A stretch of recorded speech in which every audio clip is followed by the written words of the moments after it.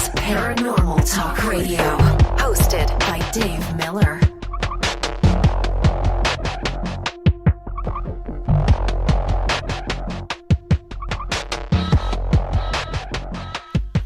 Oh, man. Happy Wednesday, people. I hope you're all doing well. I hope you're doing good. I hope everybody's happy. I hope the best. I hope the light is shining on all of you. Tonight, I have a friend on that is, he's one of the featured hunters here in Utah. He's a really good dude. He's featured out of pretty much northern Utah. Shane from Bear River Paranormal. He is a good dude. He's a scary-looking biker kind of guy. Shane, you scared me, man. Welcome to, bud. How you doing? How's it going, man? It's going great, man. It's going great. I'm happy to be rapping with you. When I first threw my hat in the ring here to get involved in doing these type of shows, you were one of the guys that came out and was totally supportive of it, and I always remembered that, and I was like, okay, as soon as I get rolling, dude, and I get some shows down, I'm going to have you on. So here we are. So I do appreciate your support, man. I appreciate everybody's support, but you were one of the first ones to stand up and say, hey, you and Paul both, Paul Welch, a mutual friend of ours. But yeah. You kind of concentrate more on residential investigations, you and your crew. Yeah. So how does this go about? So people just get a hold of you through the grapevine and just tell you that they got an issue going on in their house, or how does that go? Well, it's actually quite interesting. There's been a couple cases where people just call me up because they saw, the stickers on my window of my car. There's been a few times where I've posted on numerous classifieds on Facebook, just throwing us out there just to see if anybody had anything, and then we end up getting a couple leads off that. And then some of them, they just came across our group, doing like a simple Google search or anything like that.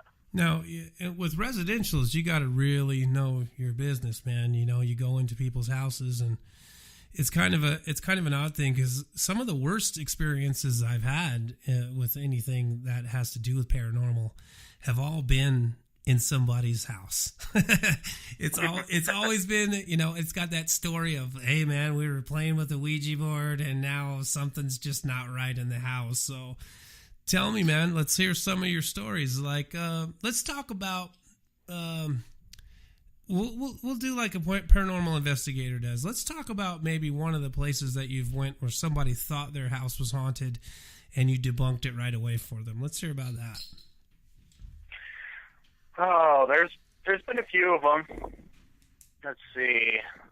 There was actually one of them where we weren't really getting any activity, and then we opened up the closet door and bam, there's a Ouija board.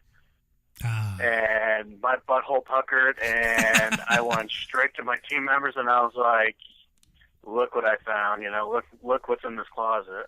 Right. So, we've had some of those investigations. We've had, some residentials that were actually just really mellow. They just weren't active. We didn't collect anything. We've traveled as far as Salt Lake up to Blackfoot, Idaho, doing some residentials. And what do you got in your team? You got 5 investigators with you? Say it again. How many do you have on your team? 5? 8 including me. Damn. You're out there, dude. Yeah, but most of them don't really, do all the investigations. If it's a residential, I might need like 2 or 3 of them. If it's a business investigation, then I might need all of them unless it's a smaller building. Right on. Yeah, so you don't just like, you don't show up to somebody's house with 10 people and a 6-pack and go, we're here to get your ghost, dude. We're going to get it. What was that again? You don't just show up with 10 people at somebody's house and go, we're here for business. With our shades on and our black suits. Right? Look into this pen, dude. So let's talk about one of your worst cases where you've gone in and shit got bad quick. Oh, well, there was a residential that I did recently, a few months ago, actually. That's about the most recent residential we've done. We came across a case where the actual land in the house was not affected by the entity. It was actually an entity that was attached to the homeowner. Oh. And that one was quite interesting. I mean, it called me a bitch when I walked out of the room through the SB7. It left us a good amount of evidence proving that there was something going on there. The emotions and the feeling in the atmosphere was very heavy, very statically charged. You can tell that it didn't like males, and it only attached to females and liked to attack females. So it was a very interesting investigation, to say the least, and we ended up having to go back a second time to banish the entity. So are you actually a demonologist as well, or do you have somebody on your team that does? No, I actually resource out. So I call up a couple of buddies and see if they are willing to help. Give them the overview of the case that I'm working on and see what we can work out. Oh, that's awesome. That's awesome. So. Yeah, I totally appreciate that, man, because I read a lot of stuff, and I don't have anything at all against psychics or mediums or anything like that, but I have heard a lot of things, and read a lot of things that, you can't believe everything you read, obviously, but when somebody goes into a residential or anything where somebody's possessed or has a demonic situation that they're dealing with, I don't think that anybody in their right mind is going to say, well, yeah, I'm a paranormal investigator, I can take care of this for you, because I think that's a different level, right? And we're talking about going to a totally different level and a totally different stance on views and where you stand spiritually. Isn't that right? Mm-hmm. So you call your boys in and they come in, and that's when do you stay for the cleansings? I try to stay. So most of the time I end up calling them and getting them advice or explaining to them what's going on, and they tell me what exactly to do. Or like that case that we were talking about, I actually brought in one of them, and she actually was able to successfully banish the spirit out of the home and got it away from the homeowner. So it was quite interesting. And the thing that really got me, too, was the second time around when we did this, it wasn't as active, but she told us that it doesn't like us, it's afraid of us, that it's afraid of me because I know it's here and I can feel that person, And so I don't know, it's hard to put it in words, but it was very a weird investigation that I did. Yeah, absolutely, absolutely. It's you're going on a lot of feeling, and your mind's eye is going off on you and telling you that there's activity going on. I've had that happen a lot too, man, to where I'm in a place and maybe my instruments aren't going off, but the hair on my arms is standing up still. You know what I mean? And I'm like, I don't care what the K2 is saying right now. There's something going on here right now. You know what I mean? Yeah. Like, I don't know if you watch any of the paranormal shows. Like, I'm not going to openly admit that I watch them or anything like that. I'm addicted, dude. I'm addicted to them all. I love them all. I don't think that there's one bad paranormal television show. You know why? Because when I'm watching that shit, I'm fucking happy. Okay, Internet? Yeah. I love all paranormal television shows. I'm not going to hate on anybody. Continue, my friend. Yeah. So, on, what was it? A couple weeks ago, it was on Ghost Adventures where Aaron, I think it was Aaron, that had that device attached to his hand that detected the atmosphere, I think it was the EMF and the temperature change, and it was attached to his hand. He looked like Iron Man. It was the thermal band. Yeah. Yeah. I would love, I can tell you, I would love to have one of those on every investigation. I think that he actually used that at the place that I went on vacation to at Lava Hot Springs. I think that he was down in the basement with that thing too, and it actually touched. It was talking about said something about science or something like that when he was holding his hand out. That thing is amazing, but one of the things that I get questions about is they don't always explain enough about what the actual instrument does. You just see this dude standing there with this thing in his hand making him look like Iron Man. And I just said like a whole bunch of fucking words there that rhymed, didn't I? Yeah. Well, and see, like, I saw that, and I was like, what is that? So I started Google researching, and I started hitting the old interweb, and I figured out what it was and kind of read into it, and I was like, you know what? This is one of these pieces of equipment that I might need to invest in when it does actually release out to the public, because apparently, it's not out for the public anyway for them to purchase. That's a for the last couple of years because Bill I think Chappell, it was released. right? That's a Bill Chappell instrument. Yeah. Because I saw a post about it back in like 2014, 2015, something like that. So. Yeah, dude. I was actually surprised. I search all over the place for gear, and Bill Chappell actually sells shit on eBay.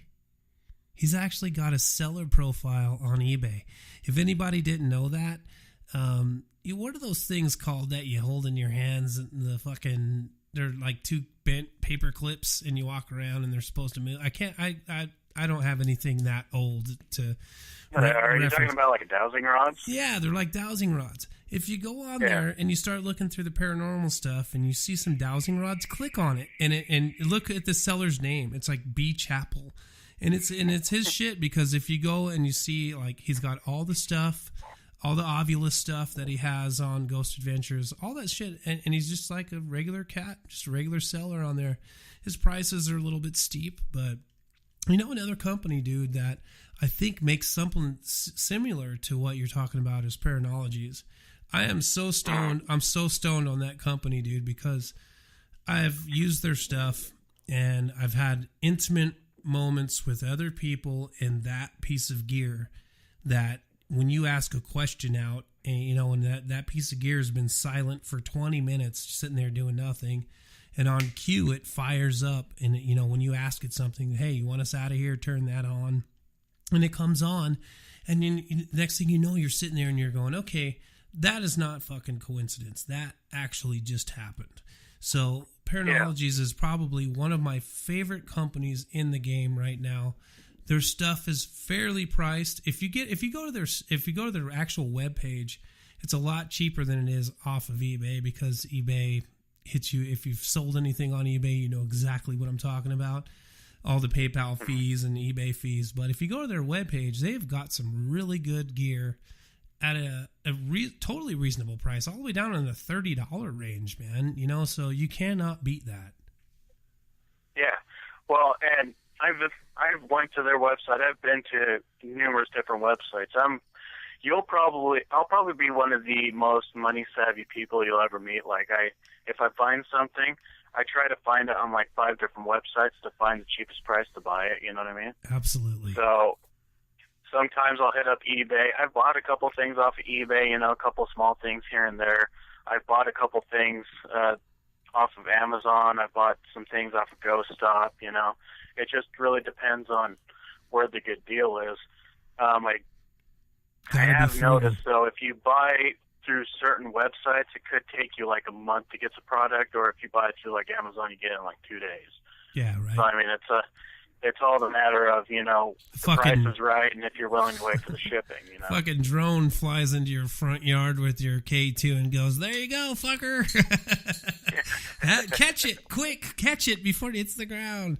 Yeah, dude, I'm all about that too. I get way impatient, and that is one thing with Paranologies. They make everything. They don't just have like a shelf of shit. They go, okay, we've got an order for this. We're going to process it through. We're going to make it. We're going to build it for you. And now there you have it. So if you got to hunt this weekend and you think you're going to get one of their periscopes to your house in that quick week, I think it can happen. They have rush shipping and all that shit. And let me stop real quick. I'm not sitting here trying to sell anything for anybody. I'm telling people what works for me and what I've seen work firsthand. So, I have to say, when something works so great for me and gives me results, which I've got a video that I'm going to put out of stuff that I scattered around through Lava Hot Springs. And a lot of my gear is Paranology's gear. And, on cue, one took me like 8 minutes to get. We went into room 13. I'd rented both rooms, 7 and 13. And I went in and I set up the periscope in there. And I just, I could feel it the minute I walked in that something was just not right in that room. So, I have it up on the dresser and I'm standing there and I'm filming around full spectrum. And I could just feel it not right. And finally, I was like, if you want me to leave, you want me to get out of here, just turn that on and I'm out. Just like that, dude. Like I got hit in the head with a brick. It comes on and it goes slow from red and it just like something's waving its hand over it and it goes to green. And I was like, okay, and I'm freaked out at this point, dude. I mean, I don't do this stuff to where it's normal for when I'm getting any interaction. The minute I'm starting, when something starts communicating with me, whether it's through an app, through a light, through a K2, through a millimeter, my heart rate gets going, dude. That shit scares the shit out of me. If somebody goes into that and goes, yeah, we've got communication here with the spirit and everything just seems to be fine.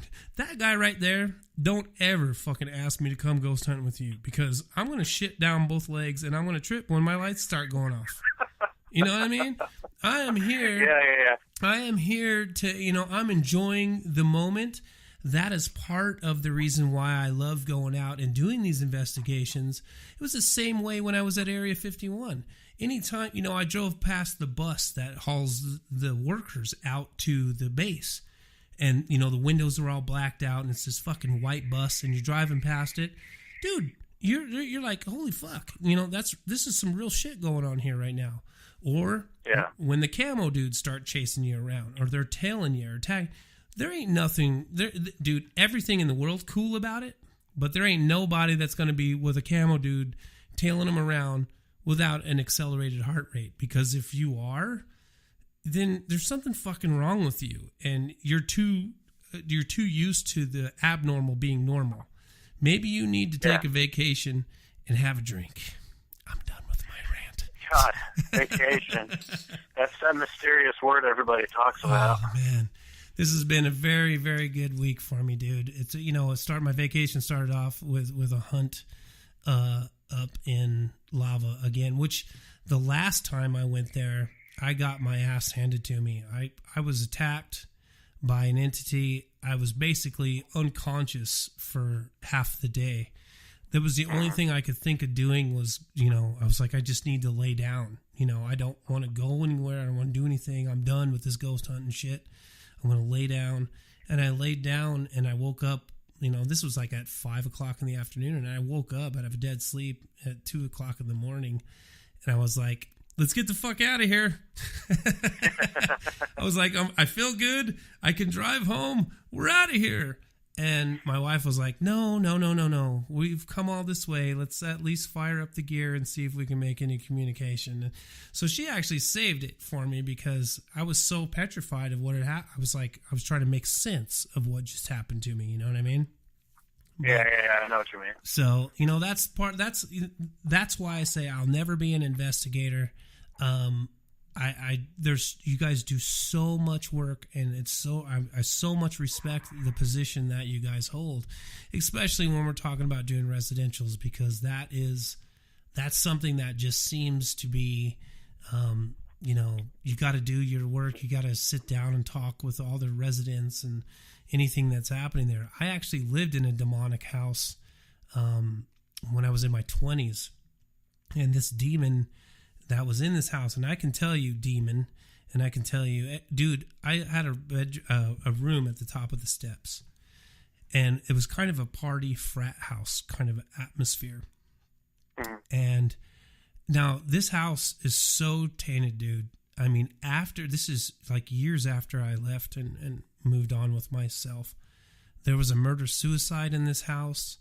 It's just a bad place. Now this place is down in the Salina area, in the middle of the state of Utah, and I mean, we're talking about inappropriate touching. Like, you would get woke up in the middle of the night and just wonder, like, who's in my room with me? I mean, I'd jump up and smack my light on, dude, after something rubbing my back and shit. Like, I thought, hey, somebody's in here messing with me, or I'm about to get lucky. So I would, like, jump up and turn the lights on, and there's nobody there. So, and I seen this thing, like, people would come up the stairs, and we'd all be partying and hanging out. And there's a difference between somebody falling down the steps, but I actually seen this kid, like, his head actually snapped back, that because he was pushed and shoved down these steps. So, after witnessing that stuff for a minute, you kind of tend to put it together. Even if you're partying and you're having a good time in your 20s, eventually you kind of go, something's wrong here. There's something wrong in this house. So one of my friends and myself, we went to the bishop's house, and, we all had tattoos and long hair, kind of the Motley Crue era. And we went to this guy's house, and we go, hey, we're having a really bad situation happen at this house. And he's like, where do you live? And he knew who we were. And we told him exactly what was going on. And he just shut the door. He just shut the door. He didn't want anything to do with what was going on there. So, we looked at each other and we go, well, now what? I'll tell you what my answer was, bro. I moved the fuck out. I got out of it. I was like, I can't live in this house. I can't be in this situation.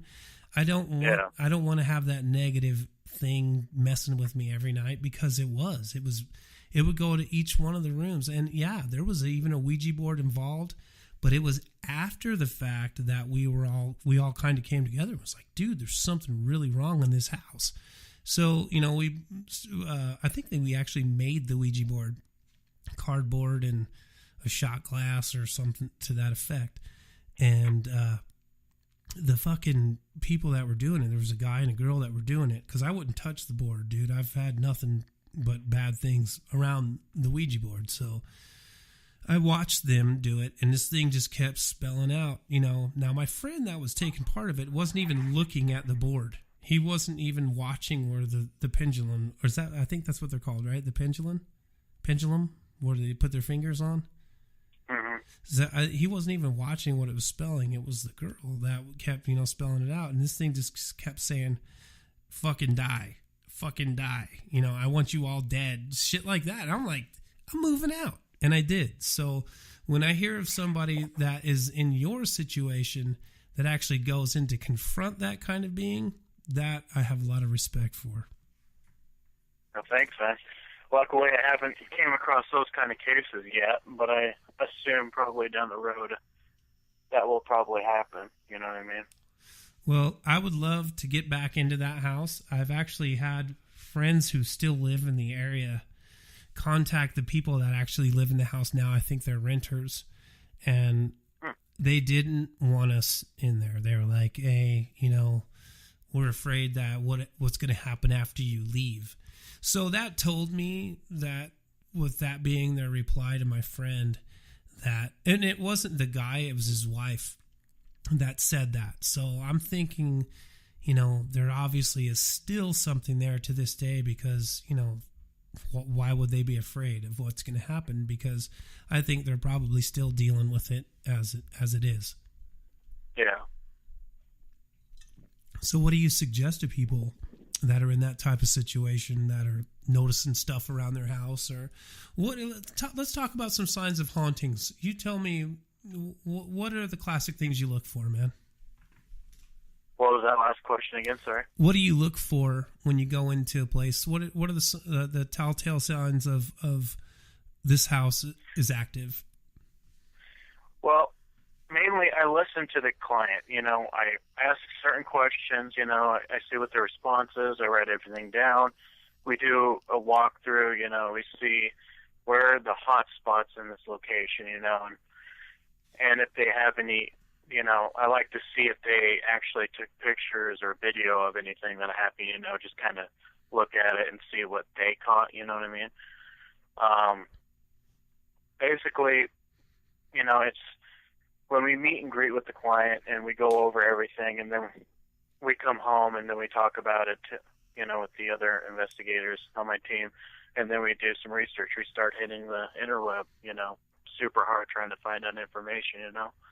There's been times where I plug in an address and bam, I'm getting like searches after searches after searches of stuff that's happened in this location, and sometimes nothing pops up. Right. You know, and then you got to look at it as, you know, what if it's not the location? What if it's attached to the person? You know, we got to look at that card too. You know, and there's a lot of factors that go in when we do residential that, you know, it takes some time to process and go over the notes. And one of the things that I like to do is, you know, I'll just bring a digital recorder with me so that way I can record the whole conversation. So if there's a spot during the conversation where I'm a little hazy, you know, I can re-listen to the conversation that we had, you know. Yeah. And sometimes, I tell you what, sometimes I've even had full-blown EVPs come up on baseline interviews, you know. Wow. And I'm like, wait a minute, that wasn't there earlier.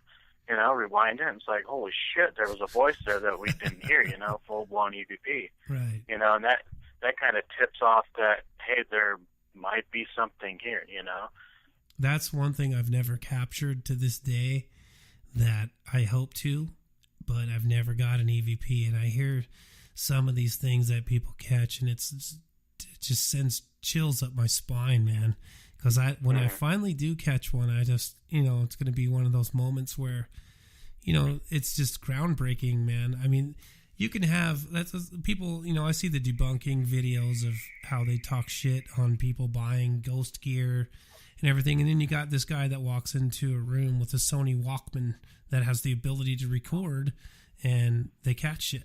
And you're like, well, yeah, you know, that's pretty amazing right there. You can try to debunk that all you want, but in the middle of a sentence and somebody's word comes through that you know you didn't hear, that's amazing.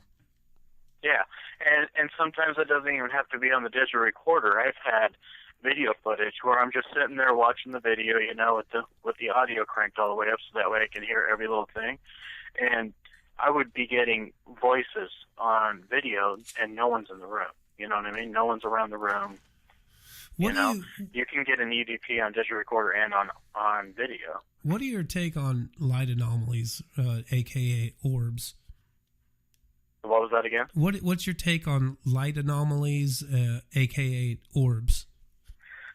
Well, I look at it at a scientific point of view. I mean, I have pictures of what moisture looks like when you take pictures of it, you know, dust particles, bugs, stuff like that. And, you know, you got to look at it this way.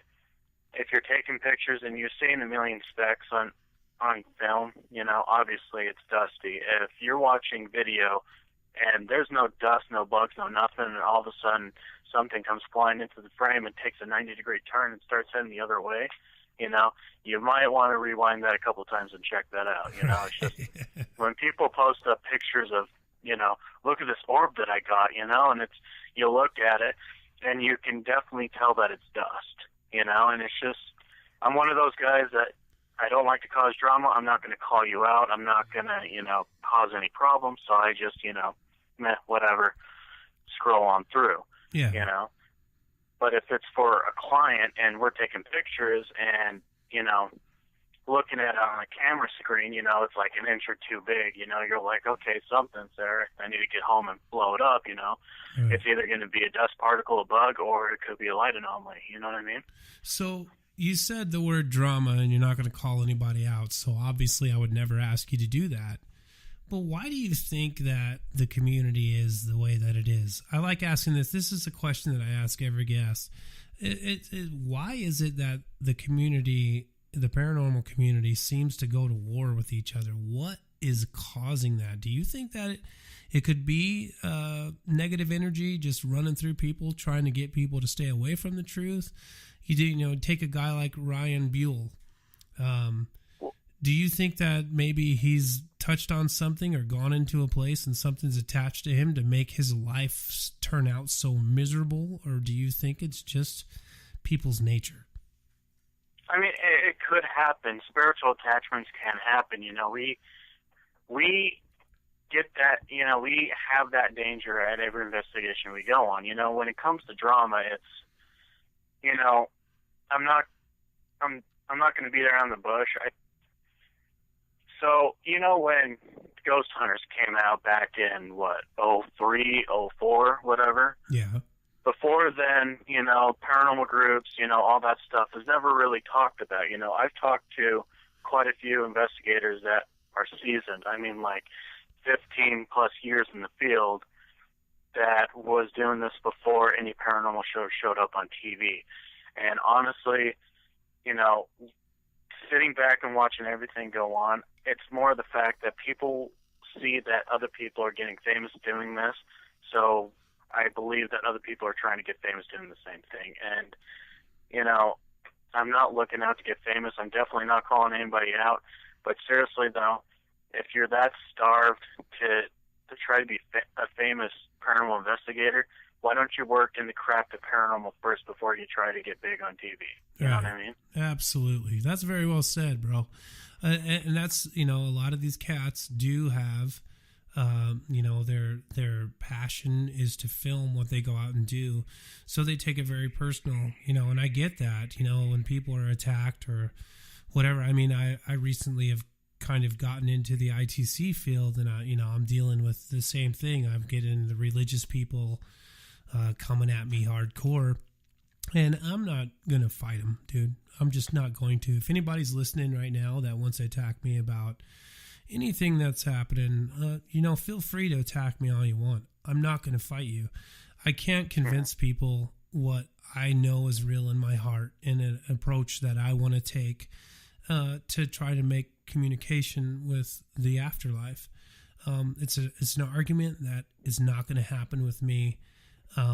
But I do see a lot of battles going on Facebook, and it's almost numbing when I start reading it anymore. I'm just like, wow, it just doesn't make this. It just doesn't make sense to me to watch good people battle over. There's a lot of the bullshit going on about the gatekeepers as well. People that won't allow people into certain areas, and that's the dirty side of this game, man. I mean, the paranormal community has definitely got a very negative side to it that nobody wants to talk about. The reason that I bring, when I have people on and I bring it up, is because I like for people to hear that those of us that really don't give a fuck if you have that property in check, we're watching and we're listening to what you say, and we're paying attention to who you are and to what you're fighting about. And yeah, it's changing our opinions of you. And there's thousands of other people that are reading it and watching it happen that aren't in the field. And I think that it may tint their opinion on what is happening. And the real victim is the person that wants to get involved in it, that reads this kind of shit, and then they just blow it off because they don't want the drama. Yeah. I couldn't tell you how many times I've come across, I've went into a location, was talking to the owner, and they basically told me to screw off because past paranormal groups, have ruined it for everybody else. If you know me personally, you know that I'm willing to work for anybody. If as long as you don't stab me in the back, I'll give you the shirt off my back. Absolutely. What I mean? You're a good dude for sure. And it's like with Paul. Paul's an awesome dude. I've worked with him a couple times. I've been to his birthday party last year at the Benson Grist. I'm planning on going this year. I'm planning on being there for his barbecue. Yeah. He's an awesome dude. I've worked with Badass Spirit Outlaws. I've worked with Paranormal U. I want to try to work with other groups. Obviously, each and every group is different, and they're not all going to be the same. How we investigate is different. How Paranormal U investigates. Or it's right. different from how Badass Spirit Outlaws investigates. I'm not going to sit there and tell people how to investigate because that is not my call. Right. The way that I look at it as this is a field where everybody is learning. Every investigation that I'm on, I'm still learning. I've been in this field for 5 years, and I'm still learning things. I'm still, dabbling into this and dabbling into that, and learning new things, playing with new equipment and figuring out how they work.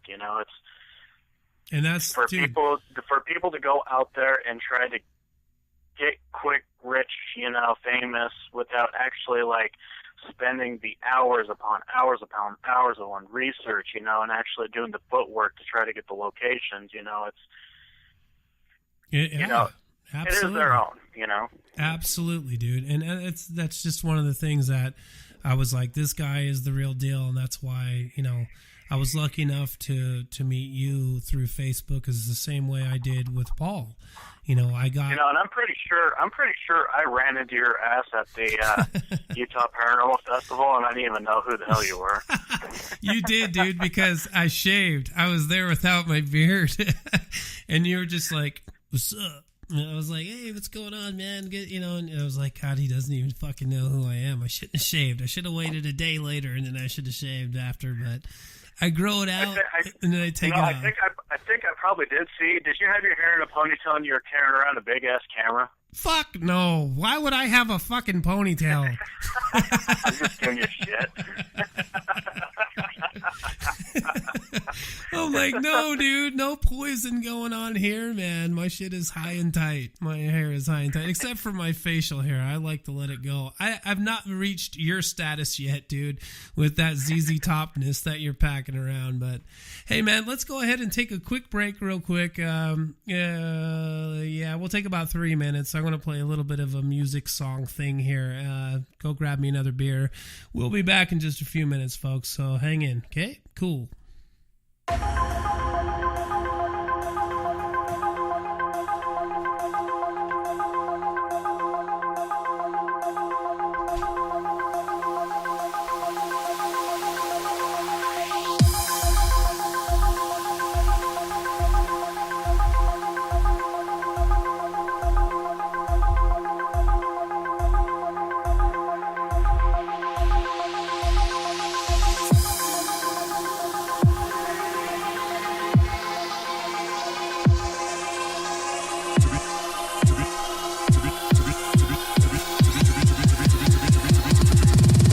School.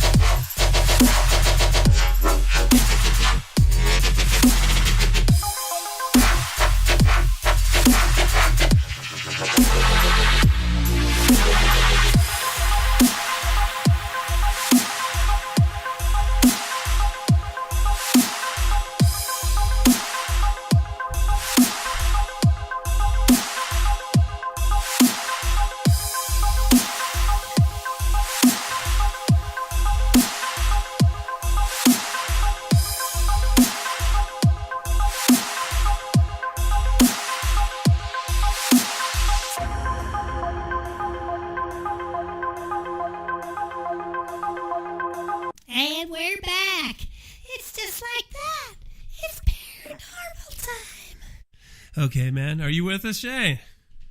Yeah, of course. Cool, man. Yeah, I know it sucks that you can't hear the music, but I play some jams.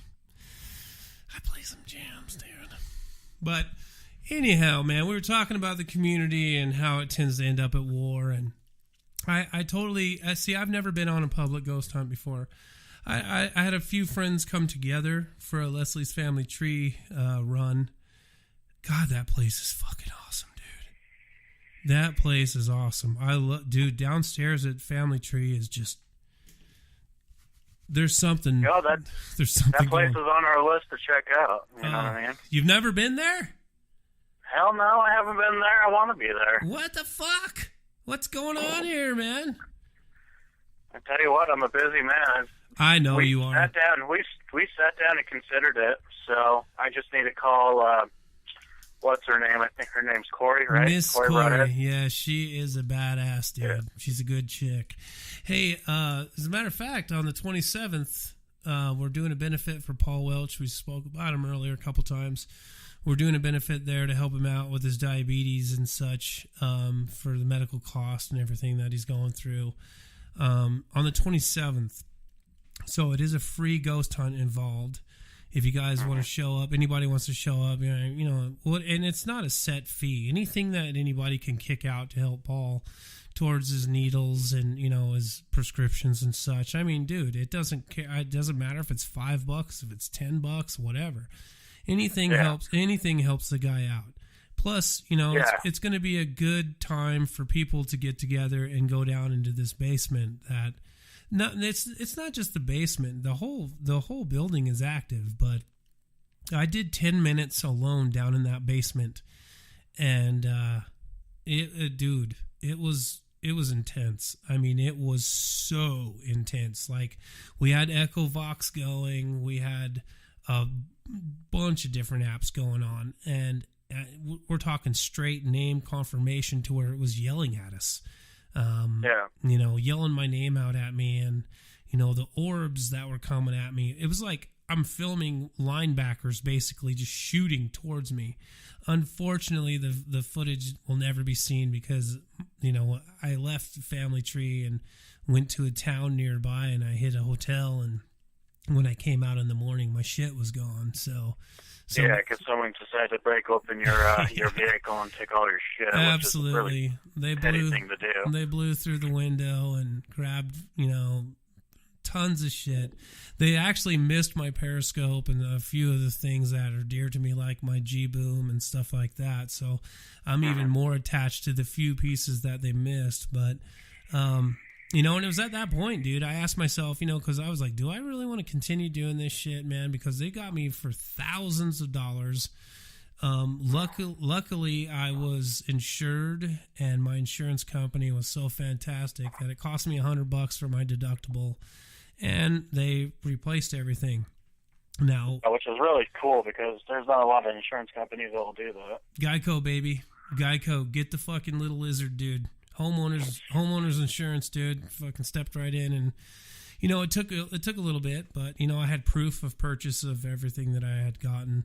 Like I say, there is a negative side to this paranormal thing, and of course I had the psychics coming. Yeah, dude, this was an inside job, and I'm like, oh my god, come on, I stayed at a shitty hotel in a shitty part of town in a nice little cow town.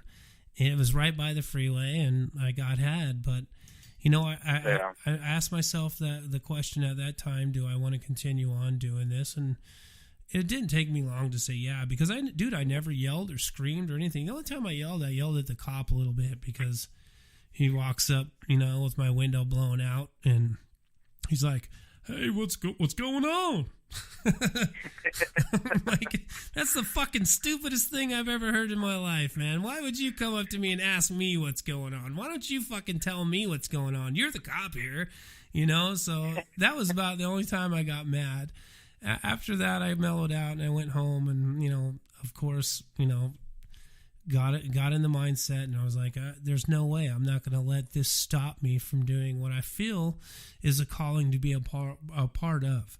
Not as an investigator, but I feel like it's just something that I have to do to come out here to talk to you guys that are actually out there doing the work. And your stories are so intriguing, dude, that, I love hearing about everything that's in this field. So speaking on that, let's talk about, again, let's bring up one of your worst cases. No, you know what? Let's hit the button and go backwards. Let's go back to what even got you involved in the paranormal, bro. What was that again? I'm sorry. You were cutting in and out. Oh, I'm sorry, man. What was it that got you involved in the paranormal? What was it that made you say there's something here for me? Between personal experiences and actually, being 14, 15, and started watching those paranormal shows, it was really intriguing. It was, you know, it was something that I couldn't understand and that I wanted to understand. You know, and that's what got me interested. And then when I had my, you know, opportunity to further that and join another team, and, you know, got to experience that, and then, you know, when forks were in the road, you know, I chose to start my own group, and then it all went from there. You know what I mean? Yeah, that seems to be how it is. A lot of people jump on a team and go, "I like this. I'm going to do my own thing." You know, it was like I talked with Michelle last week, and she was pretty much the same way. She was on a team for a few years, and then just said, "This is something I'm going to do," and she went off her own way. And I totally respect that decision, because, like you say, you can't go to somebody else's hunt and tell them how to do it. But when you're involved in it and you say, "I would do this differently," you know, or whatever, you just kind of keep it to yourself with class. There's a way to go to somebody else's investigation and not be an asshole. Yeah. So you just made the decision. You're basically inspired by Ghost Adventures, basically. Yeah, Ghost Hunters, actually the original Ghost Hunters, back when they first started on Sci-Fi Channel back in, like, what, 03, 04, something like that. Yeah. See that? And then, you know, I've had my own personal experiences myself, you know, back when I was a child, but, you know, that's a whole long story on that. You know, some of the things that I would tell you about what happened when I was a child will probably blow you away. But, you know, we'll save that for another day. But it would take like an hour just to explain everything. I got you, man. I got you. So yeah, I mean, you've got your roots set in, and, you know, that's the same way with me, man. When I first started watching the paranormal shows, I think it was the show we're talking about, Ghost Hunters, because I used to be like, these motherfuckers are plumbers by day and then go out hunting ghosts at night, you know, because they were like the Taps and then the Roto-Rooter and the whole night. Yeah. I'm like, how the fuck do you get from going to be a plumber? Because there's just questions. But then when you start watching the shows and seeing the shit that they're going through, and, you know, so it was between that and Paranormal State was one of the first shows I remember watching. And I was just like...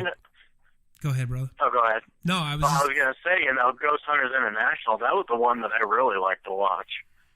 Yeah, that's because a good show. You know, history is one of those things that I really love, and watching Ghost Hunters International go over to all those old castles and stuff like that, it was really intriguing. And, you know, regardless if they got, you know, any evidence or not, but the history behind the castle and everything like that, that's what really, like, intrigued me the most.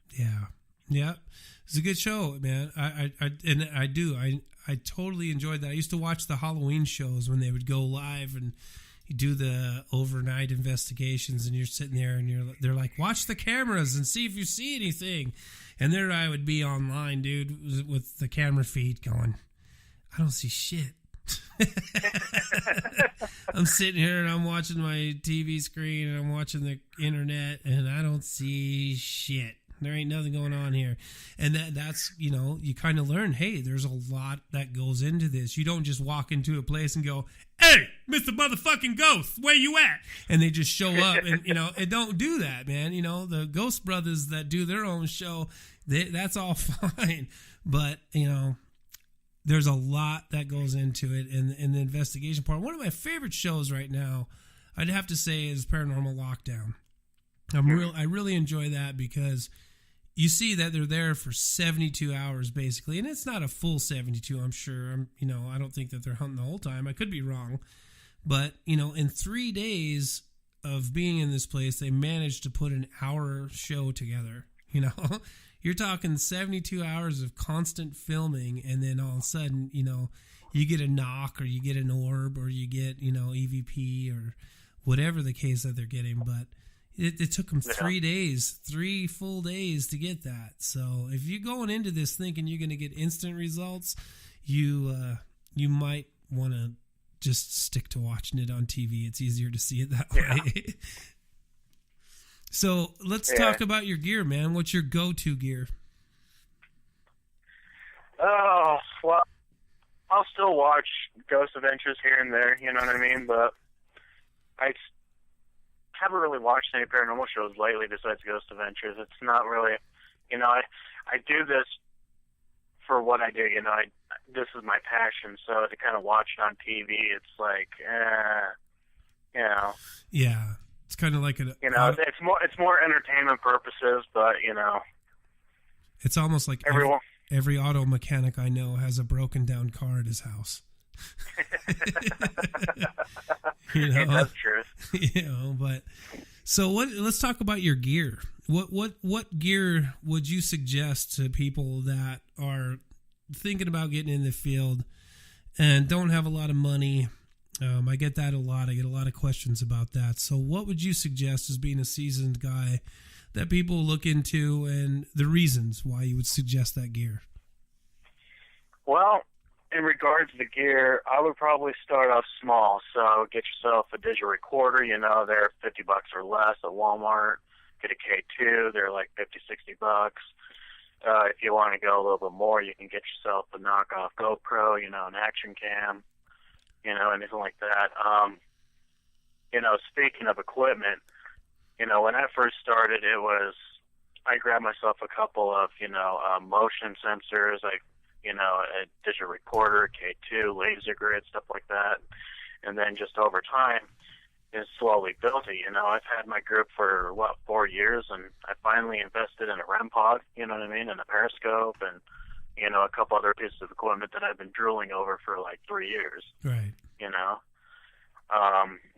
But if for anybody that is looking to maybe want to dabble into this kind of stuff, just get yourself a digital recorder, a K2, a digital still, digital camera, stuff like that, and just go from there. You will find out that the more stuff you look into wanting to buy, the more expensive it is. You know what I mean? Right. It's a little ridiculous. Like, I don't really tell a lot of people this, mainly because no one's ever asked, but you saw that I was selling some of my equipment, right? Yeah. So those two Sony cameras that I had, they're older than dirt. They're not even HD quality, but those cameras I've caught some of my best evidence with. You know what I mean?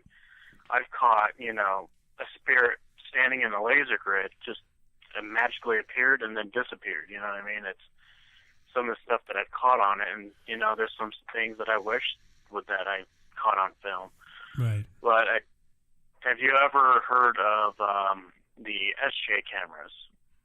They're basically they're knockoff GoPros, SJ4000 and such. Yeah, okay. So if you YouTube SJ4000, there's two hacks you can do to that camera. You can take out the IR filter, so that way the camera can see in full spectrum, and you can put in an external microphone. Some soldering and some drilling is involved. But if you know what you're doing electronically, you can get it done. I've already purchased 4 of them. I've already hacked all 4 of them, and those have been the best purchases.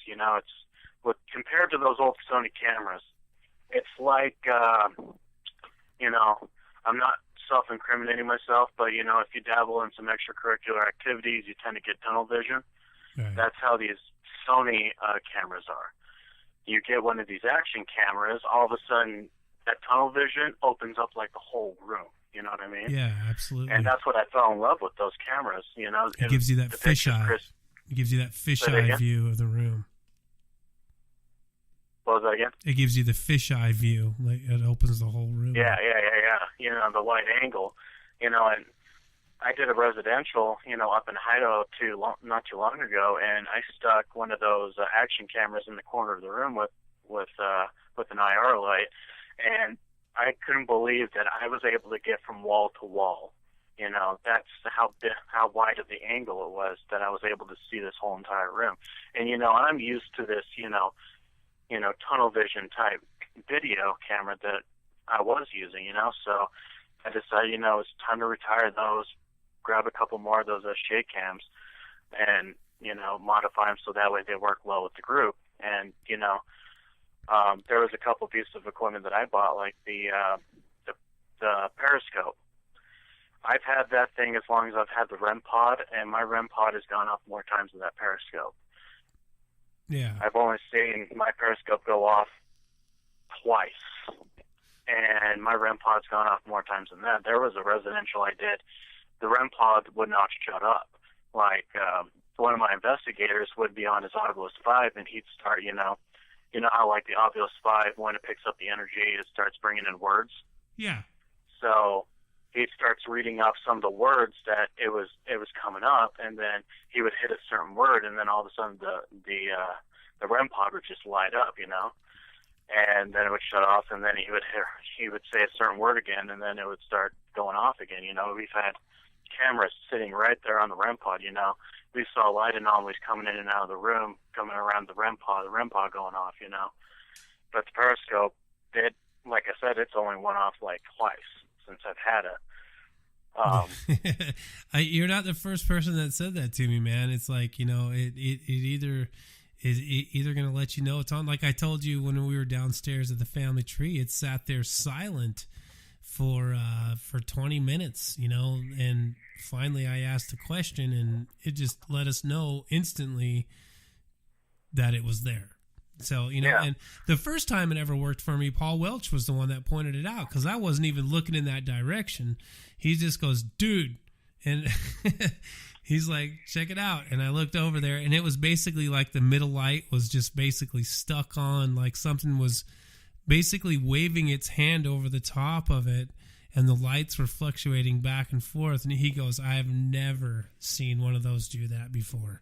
So, you know, the activity in the spot definitely has a lot to do with how the equipment's going to act towards it. Yeah, definitely.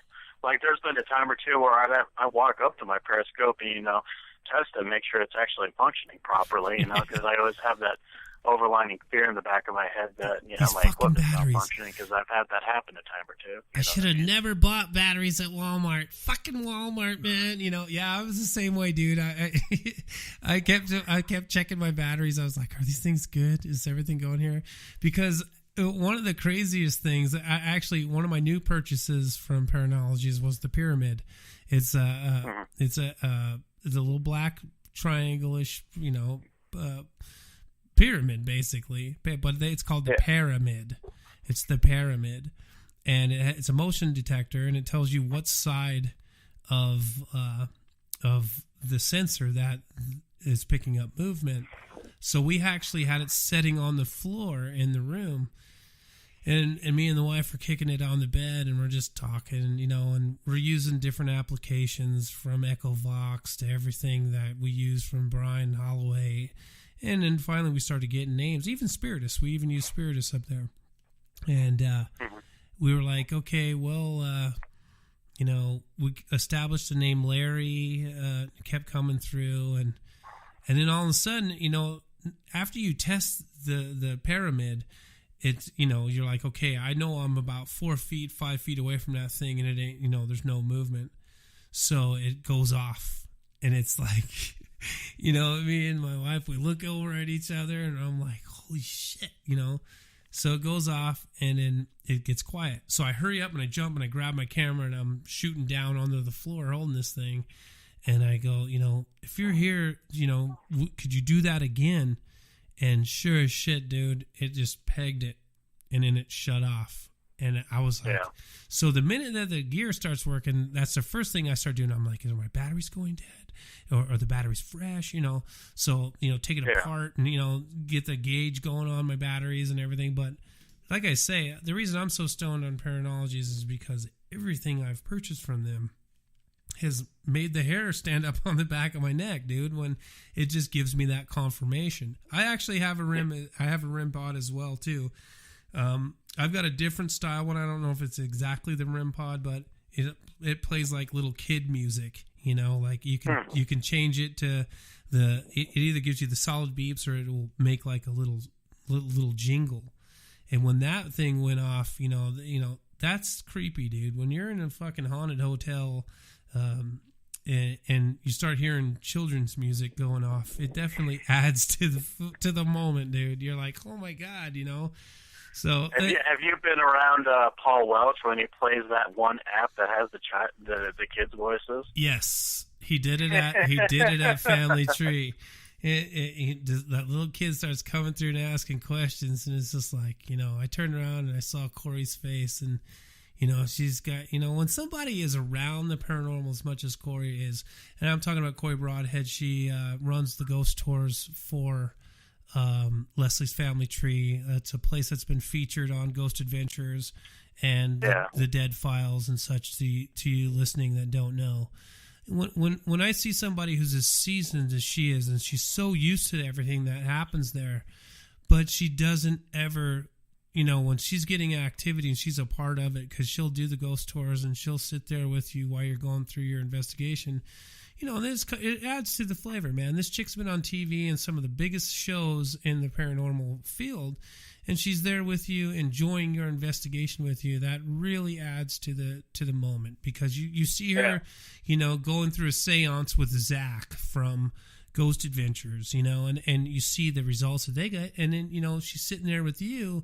And she's all class, dude. I love the chick. She makes the tour and everything. She gives you a total walk around of the place and gives you history on the building and some of the things that they've accomplished there over the years. She's been there since she's a little child. So, but when you turn over and you see somebody that's been through this time and time again, and you can see the intensity on their face that they're witnessing what you're witnessing, man, get on that shit. Get yourself booked into the Family Tree for sure. Oh, that's the plan.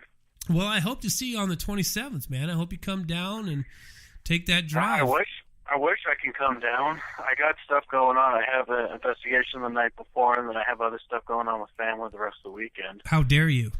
How dare you have plans? I know, but hey, I'm going to be at the barbecue, and I'm going to be at his birthday shindig. Yeah, so. And see, I have every other weekend available, and all the cool shit always seems to land on the weekends that I'm booked doing something, so I won't be able to make either one of those, but I will be there. That sucks. Yeah, I know. We'll be there on the 27th, though. We're going to be down at Leslie's Family Tree. It's a free ghost hunt, man. So. Well, God, I sure hope you're going to show up there. Aren't you throwing that shindig?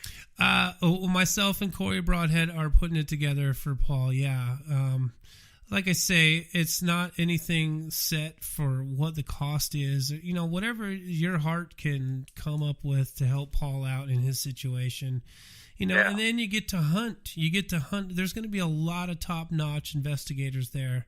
There's going to be, some giveaways, some raffles and such. There's going to be a lot of good people there.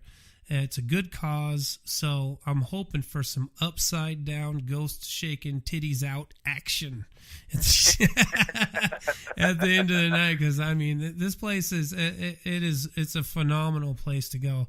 And here's the thing, and I'm going to plug them because I give love where I respect. If I went in there and I ate and the food was horrible, believe me, I'm not going to talk to you about it. But I go in there, I spend my money that I worked for the same way I do on my show. I go in there and I give my money, and if I get great service and really good food, I'm going to tell you. And they have that. So if anybody local in Utah is available on the 27th, go in there, man. It's a free ghost hunt. Go in there, have something to eat, enjoy the people, the company. It's going to be a good time. And I'm so fucking disappointed that you're not going to be there, Shane. What's going on? I know. I really should go, but I also got family obligations. So. Absolutely. I'm just busting you, man. I'm just busting I know. So but let's tell you what, when I do go down there, I'm going to get one of those damn scones that Paul's keep on talking about. It looks like the size of my damn head. Dude, it's like your calf, all the way the top of your knee to the tip of your toe. This thing is huge, dude, and they're delicious. It's kind of hard to compare something that tastes so good to a leg and a foot, but I'm just trying to say size-wise. Yeah, well, for something that big and so good, I'm surprised it's not on the Food Network. Right. You know what? I wouldn't be surprised. I would not be surprised. Shane, it has been a pleasure having you, bro. Definitely, dude. I want you to plug your stuff so people know, if anybody's listening that's having any type of activities going on in their home, how to get a hold of you, your Facebook page, and if you want to share numbers, do whatever you want to do. Just be prepared. I do have some crazy people that listen that I'd like to call. Well, if you guys want to reach us, we do have our website. It's www.bearriverparanormal.com. if you go under our contacts tab, it has my phone number, another one of my investigators' phone number, our email, and it also has links to our Facebook, Twitter, Instagram, YouTube, etc. You guys can definitely hit us up there. Facebook is probably the easiest, or to call me or text me, whatever you want. We do work 24/7, 365 days a year, so we try to resolve your paranormal issues, and we try to look at it at a scientific view without, blowing steam up your ass. You know what I mean? Absolutely. Absolutely. Well, Shane, thank you very much for joining us, buddy, and we will wrap again in the very near future. Thank you, man, for letting me come on to your show. This is awesome. This has been a huge privilege. Absolutely, dude. Thank you very much. You guys are the ones that make it happen. You're the one with the stories, man. So thank you for sharing your time with us, and we'll be talking again real soon, okay? Yeah, definitely, dude. All right, buddy. Take care. You too. Bye.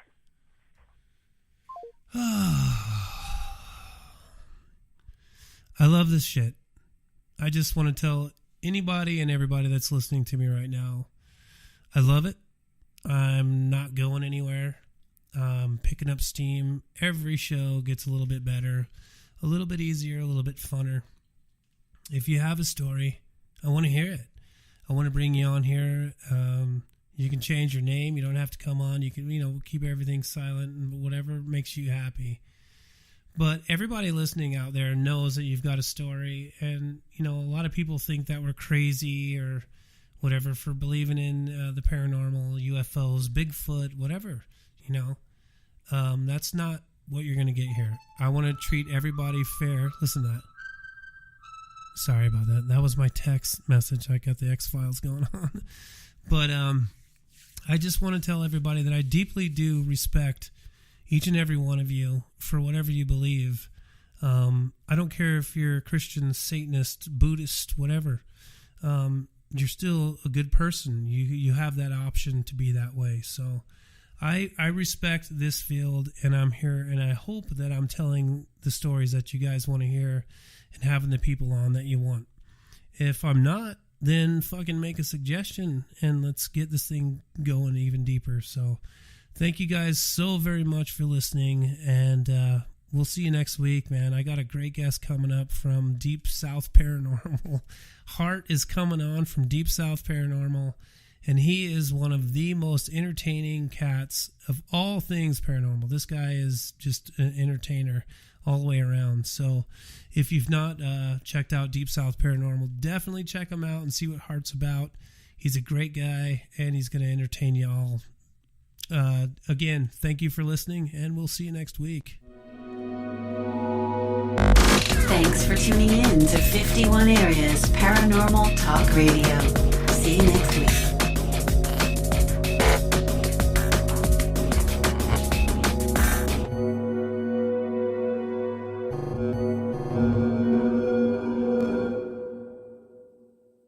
Conversation where I'm a little hazy, I can re-listen to the conversation that we had, Yeah. And sometimes, I tell you what, sometimes I've even had full-blown EVPs come up on baseline interviews, Wow. And I'm like, wait a minute, that wasn't there earlier. Rewind it, and it's like, holy shit, there was a voice there that we didn't hear, full-blown EVP. Right. And that kind of tips off that, hey, there might be something here, That's one thing I've never captured to this day that I hope to, but I've never got an EVP. And I hear some of these things that people catch, and it just sends chills up my spine, man. Because when I finally do catch one, I just, it's going to be one of those moments where, it's just groundbreaking, man. I mean, you can have people, I see the debunking videos of how they talk shit on people buying ghost gear and everything. And then you got this guy that walks into a room with a Sony Walkman that has the ability to record, and they catch shit.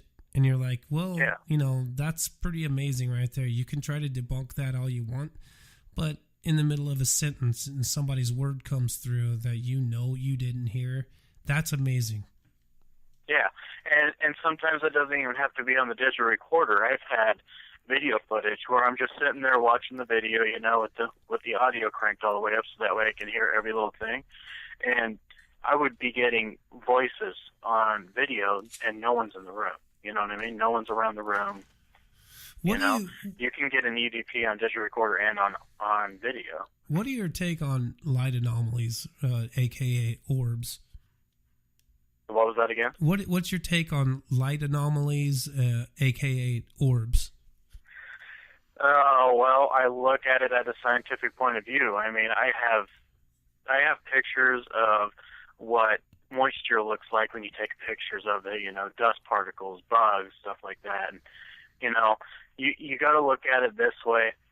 If you're taking pictures and you're seeing a million specks on film, obviously it's dusty. If you're watching video and there's no dust, no bugs, no nothing, and all of a sudden something comes flying into the frame and takes a 90-degree turn and starts heading the other way, you might want to rewind that a couple times and check that out. It's just when people post up pictures of, look at this orb that I got, and you look at it and you can definitely tell that it's dust, and it's just, I'm one of those guys that I don't like to cause drama. I'm not going to call you out. I'm not going to, cause any problems. So I just, whatever, scroll on through, But if it's for a client and we're taking pictures and, looking at it on a camera screen. Okay, the reason I'm so stoned on Paranologies is because everything I've purchased from them has made the hair stand up on the back of my neck, dude, when it just gives me that confirmation. I actually have a rim. I have a rim pod as well, too.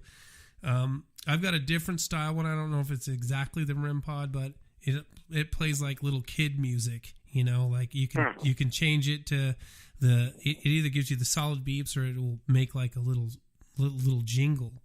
And when that thing went off, that's creepy, dude. When you're in a fucking haunted hotel, and you start hearing children's music going off, it definitely adds to the moment, dude. You're like, oh my God, So have you been around Paul Welch when he plays that one app that has the kids' voices? Yes, he did it at Family Tree.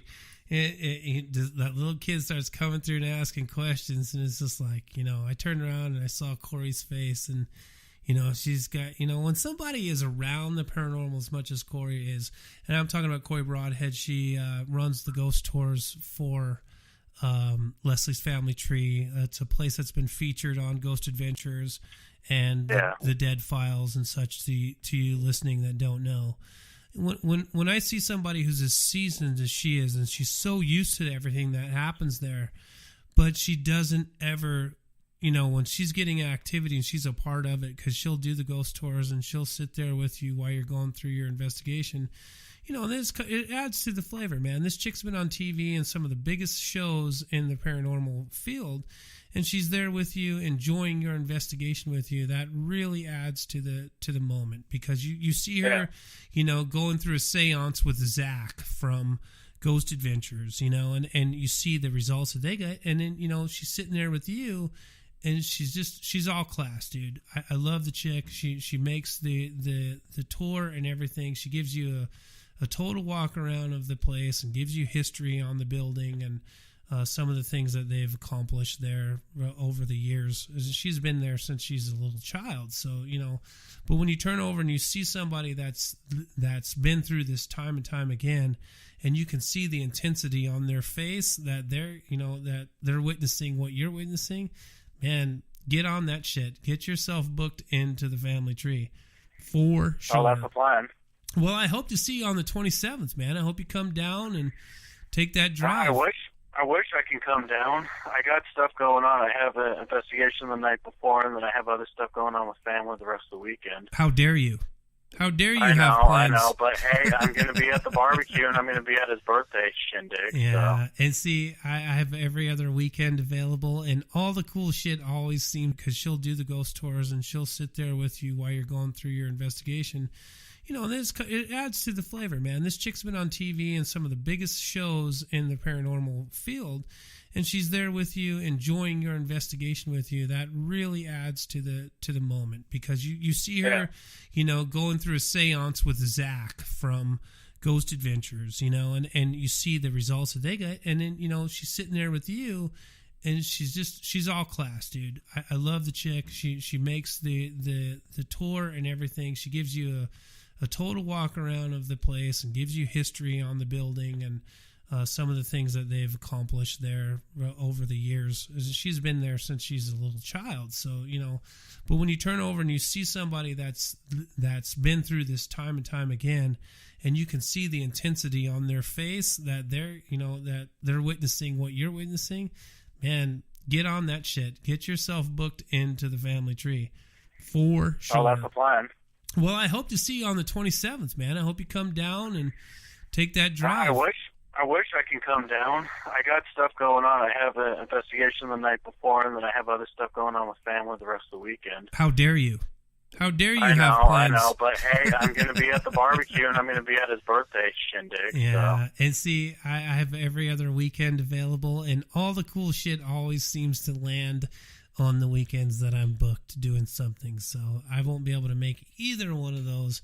But I will be there. That sucks. Yeah, I know. We'll be there on the 27th, though. We're going to be down at Leslie's Family Tree. It's a free ghost hunt, man. So. Well, God, I sure hope you're going to show up there. Aren't you throwing that shindig? Myself and Corey Broadhead are putting it together for Paul, yeah. Like I say, it's not anything set for what the cost is. Whatever your heart can come up with to help Paul out in his situation. Yeah. And then you get to hunt. There's going to be a lot of top-notch investigators there. There's going to be, some giveaways, some raffles and such. There's going to be a lot of good people there. It's a good cause, so I'm hoping for some upside-down, ghost-shaking, titties-out action at the end of the night. Because this place it's a phenomenal place to go. And here's the thing, and I'm going to plug them because I give love where I respect. If I went in there and I ate and the food was horrible, believe me, I'm not going to talk to you about it. But I go in there, I spend my money that I worked for the same way I do on my show. I go in there and I give my money, and if I get great service and really good food, I'm going to tell you, and they have that. So if anybody local in Utah is available on the 27th, go in there, man. Anybody's word comes through that you didn't hear. That's amazing. Yeah, and sometimes it doesn't even have to be on the digital recorder. I've had video footage where I'm just sitting there watching the video, with the audio cranked all the way up so that way I can hear every little thing. And I would be getting voices on video and no one's in the room. You know what I mean? No one's around the room. You can get an EVP on digital recorder and on video. What are your take on light anomalies, aka orbs? What was that again? What's your take on light anomalies, aka orbs? Well, I look at it at a scientific point of view. I have pictures of what moisture looks like when you take pictures of it, dust particles, bugs, stuff like that. And, you got to look at it this way. If you're taking pictures and you're seeing a million specks on film, obviously it's dusty. If you're watching video and there's no dust, no bugs, no nothing, and all of a sudden something comes flying into the frame and takes a 90-degree turn and starts heading the other way, you might want to rewind that a couple times and check that out. It's just when people post up pictures of, look at this orb that I got, and you look at it and you can definitely tell that it's dust, and it's just, I'm one of those guys that I don't like to cause drama. I'm not going to call you out. I'm not going to, cause any problems. So I just, whatever, scroll on through, But if it's for a client and we're taking pictures and, looking at it on a camera screen, it's like an inch or two big, you're like, okay, something's there. I need to get home and blow it up, It's either going to be a dust particle, a bug, or it could be a light anomaly. You know what I mean? So you said the word drama and you're not going to call anybody out. So obviously I would never ask you to do that. But why do you think that the community is the way that it is? I like asking this. This is a question that I ask every guest. Why is it that the community, the paranormal community, seems to go to war with each other? What is causing that? Do you think that it could be negative energy just running through people, trying to get people to stay away from the truth? Take a guy like Ryan Buell. Do you think that maybe he's touched on something or gone into a place and something's attached to him to make his life turn out so miserable? Or do you think it's just people's nature? I mean, it could happen. Spiritual attachments can happen. We get that, we have that danger at every investigation we go on. When it comes to drama, it's, I'm not going to beat around the bush. A couple other pieces of equipment that I've been drooling over for like 3 years. Right. But if for anybody that is looking to maybe want to dabble into this kind of stuff, just get yourself a digital recorder, a K2, a digital still, digital camera, stuff like that, and just go from there. You will find out that the more stuff you look into wanting to buy, the more expensive it is. You know what I mean? Right. It's a little ridiculous. Like, I don't really tell a lot of people this, mainly because no one's ever asked, but you saw that I was selling some of my equipment, right? Yeah. So those two Sony cameras that I had, they're older than dirt. They're not even HD quality, but those cameras I've caught some of my best evidence with. You know what I mean? I've caught, a spirit standing in a laser grid just magically appeared and then disappeared. You know what I mean? It's some of the stuff that I've caught on it, and there's some things that I wish that I caught on film. Right. But have you ever heard of the SJ cameras? They're basically they're knockoff GoPros, SJ4000 and such. Yeah, okay. So if you YouTube SJ4000, there's two hacks you can do to that camera. You can take out the IR filter, so that way the camera can see in full spectrum, and you can put in an external microphone. Some soldering and some drilling is involved. But if you know what you're doing electronically, you can get it done. I've already purchased 4 of them. I've already hacked all 4 of them, and those have been the best purchases. Compared to those old Sony cameras, it's like, I'm not self-incriminating myself, but, if you dabble in some extracurricular activities, you tend to get tunnel vision. Right. That's how these Sony cameras are. You get one of these action cameras, all of a sudden, that tunnel vision opens up like the whole room. You know what I mean? Yeah, absolutely. And that's what I fell in love with, those cameras. It gives you that fisheye. It gives you that fisheye view of the room. What was that again? It gives you the fisheye view. Like, it opens the whole room. Yeah.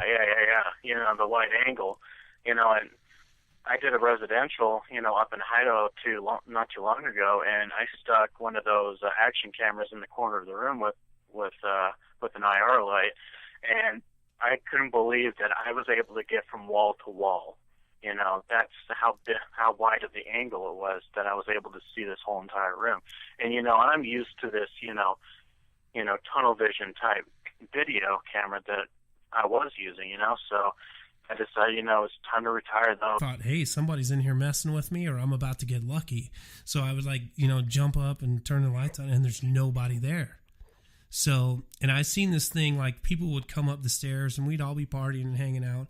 And there's a difference between somebody falling down the steps, but I actually seen this kid, like, his head actually snapped back because he was pushed and shoved down these steps. So, yeah. After witnessing that stuff for a minute, you kind of tend to put it together. Even if you're partying and you're having a good time in your 20s, eventually you kind of go, something's wrong here. There's something wrong in this house. So one of my friends and myself, we went to the bishop's house, and, we all had tattoos and long hair, kind of the Motley Crue era. And we went to this guy's house, and we go, hey, we're having a really bad situation happen at this house. And he's like, where do you live? And he knew who we were. And we told him exactly what was going on. And he just shut the door. He just shut the door. He didn't want anything to do with what was going on there. So, we looked at each other and we go, well, now what? I'll tell you what my answer was, bro. I moved the fuck out. I got out of it. I was like, I can't live in this house. I can't be in this situation. I don't want to have that negative thing messing with me every night, because it would go to each one of the rooms. And yeah, there was even a Ouija board involved, but it was after the fact that we all kind of came together. It was like, dude, there's something really wrong in this house. So, I think that we actually made the Ouija board cardboard and a shot glass or something to that effect.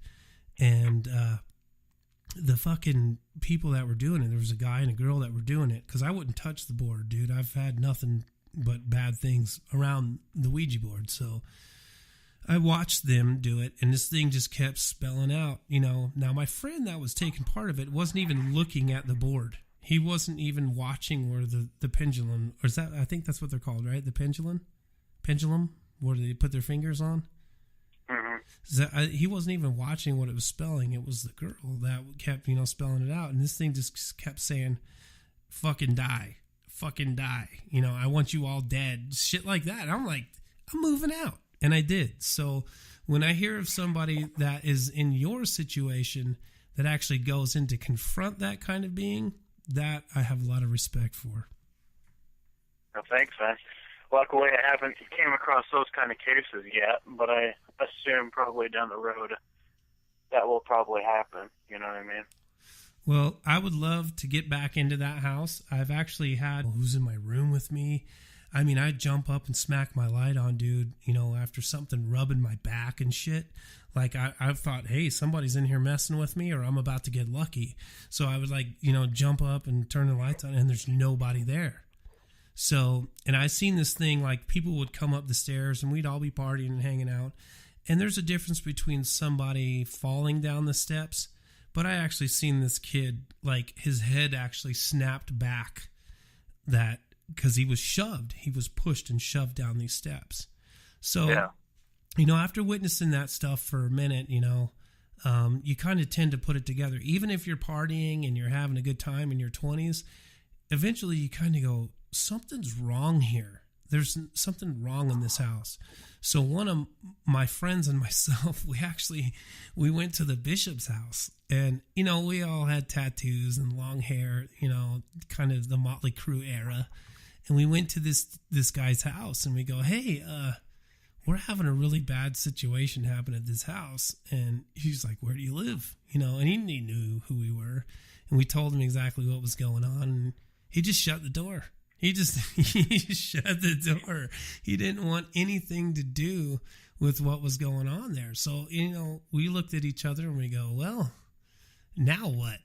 I'll tell you what my answer was, bro. I moved the fuck out. I got out of it. I was like, I can't live in this house. I can't be in this situation. I don't want to have that negative thing messing with me every night, because it would go to each one of the rooms. And yeah, there was even a Ouija board involved, but it was after the fact that we all kind of came together. It was like, dude, there's something really wrong in this house. So, I think that we actually made the Ouija board cardboard and a shot glass or something to that effect. And the fucking people that were doing it, there was a guy and a girl that were doing it, because I wouldn't touch the board, dude. I've had nothing but bad things around the Ouija board. So I watched them do it, and this thing just kept spelling out, Now, my friend that was taking part of it wasn't even looking at the board. He wasn't even watching where the pendulum, or is that, I think that's what they're called, right? The pendulum, where they put their fingers on. Mm-hmm. He wasn't even watching what it was spelling. It was the girl that kept, spelling it out. And this thing just kept saying, fucking die. Fucking die. I want you all dead. Shit like that. I'm like, I'm moving out. And I did. So when I hear of somebody that is in your situation that actually goes in to confront that kind of being, that I have a lot of respect for. Well, thanks, man. Luckily, I haven't came across those kind of cases yet, but I assume probably going on. I've had that happen a lot too, man, to where I'm in a place and maybe my instruments aren't going off, but the hair on my arms is standing up still. You know what I mean? And I'm like, I don't care what the K2's saying right now. There's something going on here right now. You know what I mean? Yeah. Yeah, like, I don't know if you watch any of the paranormal shows. Like, I'm not going to openly admit that I watch them or anything like that. I'm addicted, dude. I'm addicted to them all. I love them all. I don't think that there's one bad paranormal television show. You know why? Because when I'm watching that shit, I'm fucking happy. Okay? Okay, Internet? Yeah. I love all paranormal television shows. I'm not going to hate on anybody. Continue, my friend. Yeah. So, on, what was it? A couple weeks ago, it was on Ghost Adventures where Aaron, I think it was Aaron, that had that device attached to his hand that detected the atmosphere, I think it was the EMF and the temperature change, and it was attached to his hand. He looked like Iron Man. It was the thermal band. Yeah. Yeah. I would love, I can tell you, I would love to have one of those on every investigation. I think that he actually used that at the place that I went on vacation to, at Lava Hot Springs. I think that he was down in the basement with that thing too, and it actually touched. It was talking about, said something about science or something like that when he was holding his hand out. That thing is amazing, but one of the things that I get questions about is they don't always explain enough about what the actual instrument does. You just see this dude standing there with this thing in his hand, making him look like Iron Man. And I just said like a whole bunch of fucking words there that rhymed, didn't I? Yeah. Well, and see, like, I saw that, and I was like, what is that? So I started Google researching, I started hitting the old interweb, and I figured out what it was and kind of read into it, and I was like, you know what? This is one of these pieces of equipment that I might need to invest in when it does actually release out to the public, because apparently, it's not out for the public anyway for them to purchase. That's for the last couple of years because Bill I think it Chappell, was released. right? That's a Bill Chappell instrument. Yeah. Because I saw a post about it back in like 2014, 2015, something like that. So. Yeah, dude. I was actually surprised. I search all over the place for gear, and Bill Chappell actually sells shit on eBay. He's actually got a seller profile on eBay. If anybody didn't know that, what are those things called that you hold in your hands? And let's go ahead and take a quick break real quick. We'll take about 3 minutes. I'm going to play a little bit of a music song thing here. Go grab me another beer. We'll be back in just a few minutes, folks, so hang in, okay? Cool.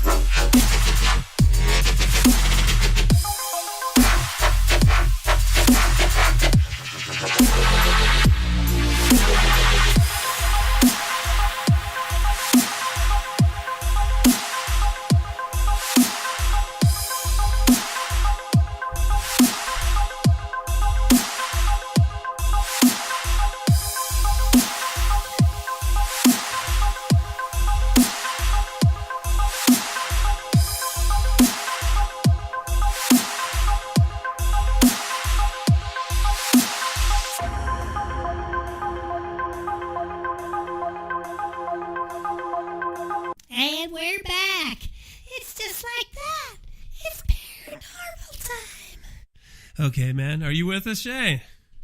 Yeah, of course. Cool, man. Yeah, I know it sucks that you can't hear the music, but I play some jams. Dude. But anyhow, man, we were talking about the community and how it tends to end up at war, and I totally see. I've never been on a public ghost hunt before. I had a few friends come together for a Leslie's Family Tree run. God, that place is fucking awesome, dude. Let's get something. Hey, you want us out of here? Turn that on. And it comes on, and then next thing you know, you're sitting there and you're going, okay, that is not fucking coincidence. That actually just happened. So Paranologies is probably one of my favorite companies in the game right now. Their stuff is fairly priced. If you go to their actual webpage, it's a lot cheaper than it is off of eBay, because eBay hits you. If you've sold anything on eBay, you know exactly what I'm talking about. All the PayPal fees and eBay fees. But if you go to their webpage, they've got some really good gear at a totally reasonable price, all the way down in the $30 range, man. You know, so you cannot beat that. Yeah. Well, and I've went to their website. I've been to numerous different websites. I'll probably be one of the most money savvy people you'll ever meet. Like, if I find something, I try to find it on like 5 different websites to find the cheapest price to buy it. You know what I mean? Absolutely. So sometimes I'll hit up eBay. I've bought a couple things off of eBay, you know, a couple small things here and there. I've bought a couple things off of Amazon. I've bought some things off of Ghost Stop, you know. It just really depends on where the good deal is. I have noticed, though, if you buy through certain websites, it could take you like a month to get the product, or if you buy it through like Amazon, you get it in like 2 days. Yeah, right. So, I mean, it's all the matter of, you know, the price is right, and if you're willing to wait for the shipping, you know. Fucking drone flies into your front yard with your K2 and goes, there you go, fucker. Catch it, quick, catch it before it hits the ground. Yeah, dude, I'm all about that too. I get way impatient, and that is one thing with Paranologies. They make everything. They don't just have like a shelf of shit. They go, okay, we've got an order for this. We're going to process it through. We're going to make it. We're going to build it for you.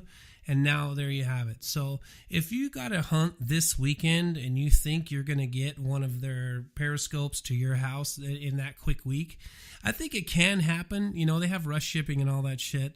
And let me stop real quick. I'm not sitting here trying to sell anything for anybody. I'm telling people what works for me and what I've seen work firsthand. So, you know, I have to say, when something works so great for me and gives me results, which I've got a video that I'm going to put out of stuff that I scattered around through Lava Hot Springs. And a lot of my gear is Paranologies gear. And, you know, on cue, well, one took me like 8 minutes to get. We went into room 13. I'd rented both rooms, 7 and 13. And I went in and I set up the periscope in there, and I just, you know, I could feel it the minute I walked in that something was just not right in that. Oh, there's been a few of them. Let's see. There was actually one of them where we weren't really getting any activity, and then we opened up the closet door, and bam, there's a Ouija board. And my butthole puckered, and I went straight to my team members, and I was like, look what I found, you know, look what's in this closet. Right. So, you know, we've had some of those investigations. We've had, you know, some residentials that were actually just really mellow. They just weren't active. We didn't collect anything. You know, we've traveled as far as Salt Lake to up to Blackfoot, Idaho, you know, doing some residentials. And what do you got in your team? You got 5 investigators with you?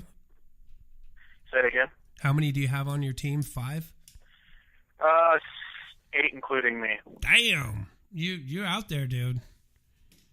Yeah, but most of them don't really, you know, do all the investigations. If it's a residential, I might need like 2 or 3 of them. If it's a business investigation, then I might need all of them, unless it's a smaller building. Right on. Yeah, so you don't just like you don't show up to somebody's house with 10 people and a 6-pack and go, "We're here to get your ghost, dude.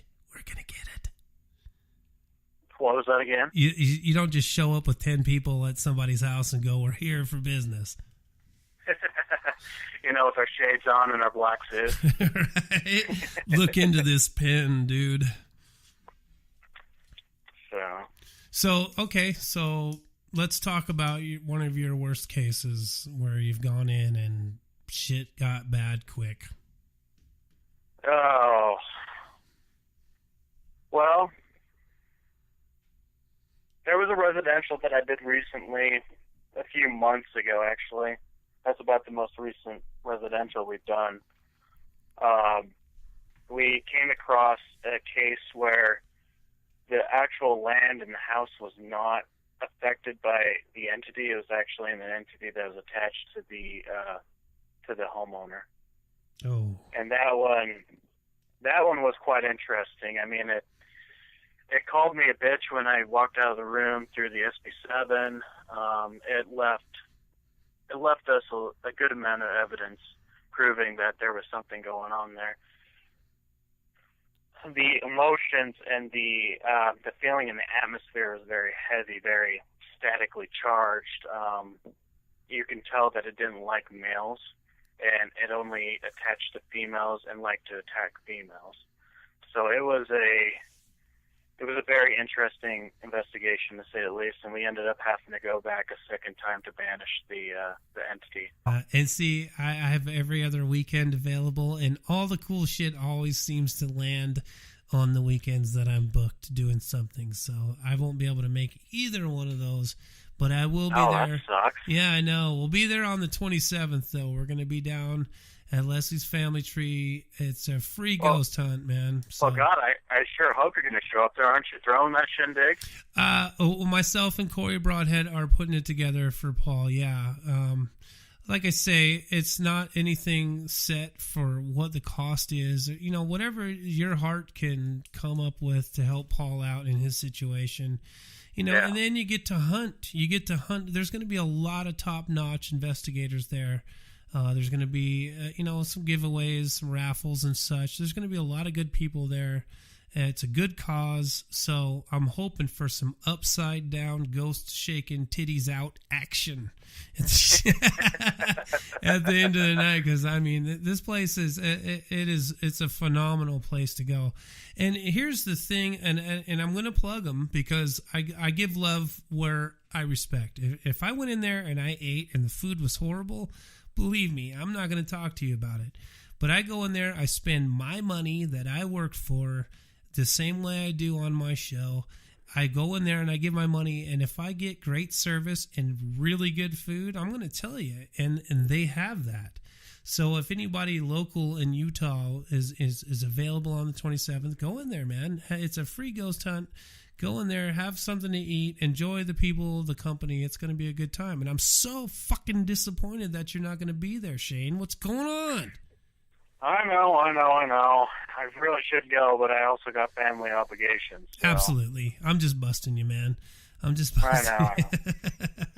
So but let's I tell you what, when I do go down there, I'm going to get one of those damn scones that Paul's keep on talking about. It looks like the size of my damn head. Dude, it's like your calf, all the way the top of your knee to the tip of your toe. This thing is huge, dude, and they're delicious. It's kind of hard to compare something that tastes so good to a leg and a foot, but I'm just trying to say size-wise. Yeah, well, for something that big and so good, I'm surprised it's not on the Food Network.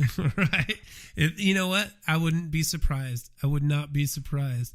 Shane, it has been a pleasure having you, bro. Definitely, dude. I want you to plug your stuff so people know, if anybody's listening that's having any type of activities going on in their home, how to get a hold of you, your Facebook page, and if you want to share numbers, do whatever you want to do. Just be prepared. I do have some crazy people that listen that like to call. Well, if you guys want to reach us, we do have our website. When I start reading it anymore, I'm just like, wow. It just doesn't make this. It just doesn't make sense to me to watch good people battle over. There's a lot of the bullshit going on about the gatekeepers as well. People that won't allow people into certain areas, and that's the dirty side of this game, man. The paranormal community has definitely got a very negative side to it that nobody wants to talk about. The reason that I bring, you know, when I have people on and I bring it up is because I like for people to hear that those of us that really don't give a fuck if you have that property in check, we're watching and we're listening to what you say and we're paying attention to who you are and to what you're fighting about. And yeah, it's changing our opinions of you. And there's thousands of other peoples that are reading it and watching it happen that aren't in the field. And I think that it may tint their opinion on what is happening. And the real victim is the person that wants to get involved in it, that reads this kind of shit, and then they just blow it off because they don't want the drama. Yeah. You know, I couldn't tell you how many times I've come across, I've went into a location, was talking to the owner, and they basically told me to screw off because past paranormal groups, have ruined it for everybody else. If you know me personally, you know that I'm willing to work for anybody. If as long as you don't stab me in the back, I'll give you the shirt off my back. You know Absolutely. what I mean? You're a good dude for sure. And it's like with Paul. Paul's an awesome dude. I've worked with him a couple times. I've been to his birthday party last year at the Benson Gristmill. I'm planning on going this year. I'm planning on being there for his barbecue. Yeah. He's an awesome dude. I've worked with Badass Spirit Outlaws. I've worked with Paranormal U. I want to try to work with other groups. Obviously each and every group is different, and they're not all going to be the same. How we investigate is different. How Paranormal U investigates. Or it's right. different from how Badass Spirit Outlaws investigates. I'm not going to sit there and tell people how to investigate because that is not my call.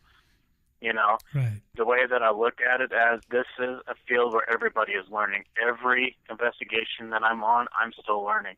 I've been in this field for 5 years, and I'm still learning things. I'm still, dabbling into this and dabbling into that and learning new things, playing with new equipment and figuring out how they work. And that's for people to go out.